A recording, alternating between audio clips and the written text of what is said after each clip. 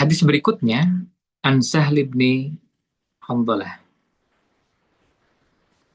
eh, radhiyallahu An Sahl bin Hamdaliyah, dari Sahl bin Hamdaliyah radhiyallahu an.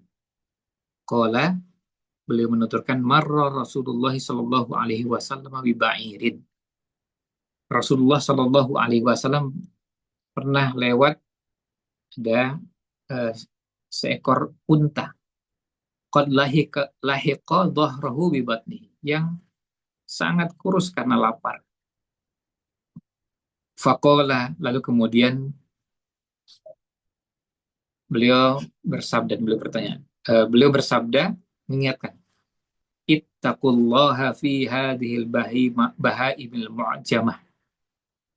Takutlah kalian kepada Allah Subhanahu wa taala, bertakwalah kalian kepada Allah dalam memperlakukan binatang-binatang yang tidak bisa berbicara ini.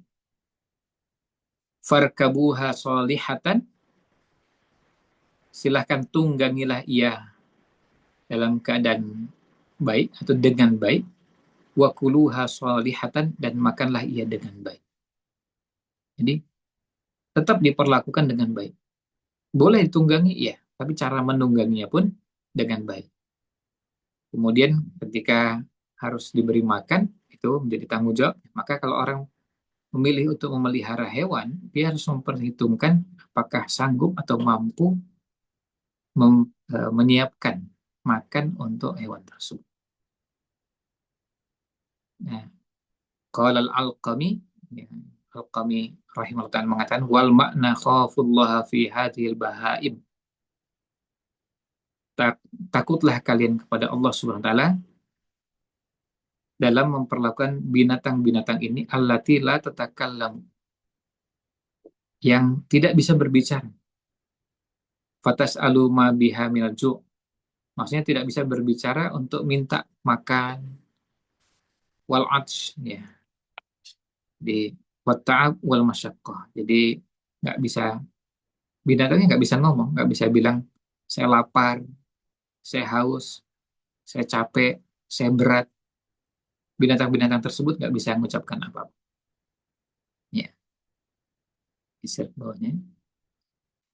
Wa kuluha sholihatan, maksudnya hala kauniha sholihatan lil akli, ay saminatan. Dan kalau kalian mau makan, maka makanlah dalam keadaan baik, maksudnya ketika hewannya kondisinya gemuk, bukan ketika kondisinya kurus, yang akhirnya menyiksa hewan tersebut. Nah, ini hadis yang kedua dari Sahal bin Hamdaliyah. Kemudian yang berikutnya, yang ketiga, hadis dari sahabat Mu'adz bin Jabal radhiyallahu anhu, wa an Mu'adz bin an Mu'adz bin Anas, an Mu'adz bin Anas radhiyallahu an, dari Mu'adz bin Anas radhiyallahu an Rasulillah sallallahu alaihi wasallam, dari Rasulullah sallallahu alaihi wasallam, annahu marra ala qaumin wa hum wuqufun ala dawabin lahum wa rawahil. Beliau lewat di sekelompok orang. Jadi ada kaum, ada sekelompok orang yang mereka ini sedang duduk di atas tunggangan mereka. Tapi mohon maaf, mereka sedang berdiri, ya, di atas tunggangan mereka. Jadi berdiri di atas tunggangan mereka. Kan kalau kita naik kuda misalnya, itu kan umumnya lazimnya kita duduk di atas kuda, bukan berdiri di atas kuda. Demikian pula kalau di atas unta, lazimnya adalah kita duduk di atas unta, bukan berdiri di atas unta. Nah, mereka ini wukufun ala dawabil lahu warawahil. Mereka berdiri di atas tunggangan-tunggangan tersebut.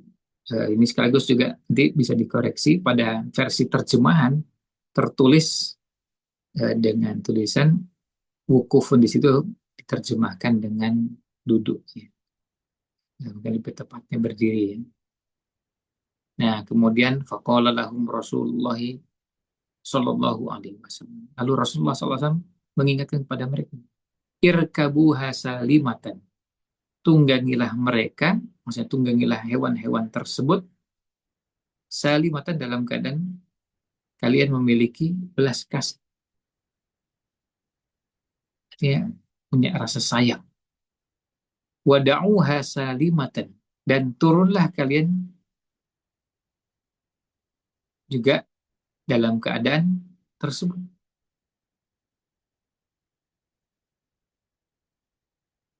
Ya, jadi tidak dengan sikap sampai menyakiti. Kemudian wala tattakhiduha karasiya li ahadithikum fit turqi wal aswaq. Jangan kalian jadikan hewan-hewan tunggangan itu ibarat kursi-kursi untuk ngobrol-ngobrol kalian di jalan ataupun di pasar. Jadi eh, hewan-hewan itu biarkan mereka, kalau memang sudah tidak ditunggangi, sudah turun. Beda dengan kalau misalnya berpapasan sebentar, sama-sama menunggangi tunggangan, nggak ada masalah. Terus setelah itu lanjut lagi. Jadi bukan ngobrol-ngobrol lalu ngobrolnya di atas tunggangan tersebut. Farubba markubatin khairun min rakibiha. Bisa jadi atau boleh jadi hewan yang ditunggangi itu lebih baik daripada yang menungganginya.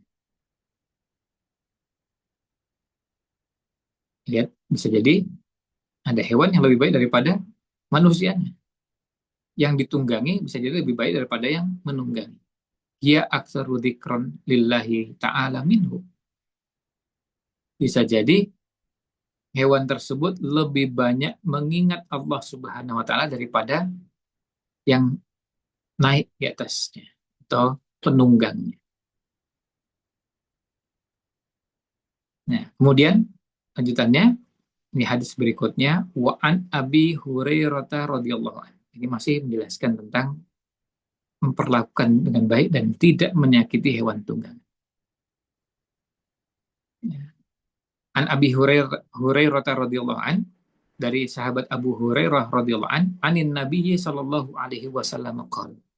Dari Nabi Muhammad sallallahu alaihi wasallam, beliau bersabda, iyyakum an tattakhidhu dhuhura dawabikum manabira. Hindarilah oleh kalian punggung hewan-hewan tunggangan kalian sebagai mimbar. Kalau mimbar tuh ya kita berdiri bertumpu. Ya, kalau kita di atas eh, yang namanya mimbar kan biasanya kita berdiri dan kita berpijak pada, misalnya kalau mimbarnya dari kayu ya kita di atas kayu. Nah, kita tidak diperkenankan, tidak dibolehkan, dan Nabi SAW memberikan tuntunan supaya menghindari, jangan menggunakan punggung hewan tunggangan sebagai mimbar. Jadi sampai akhirnya hewannya berdiri lama.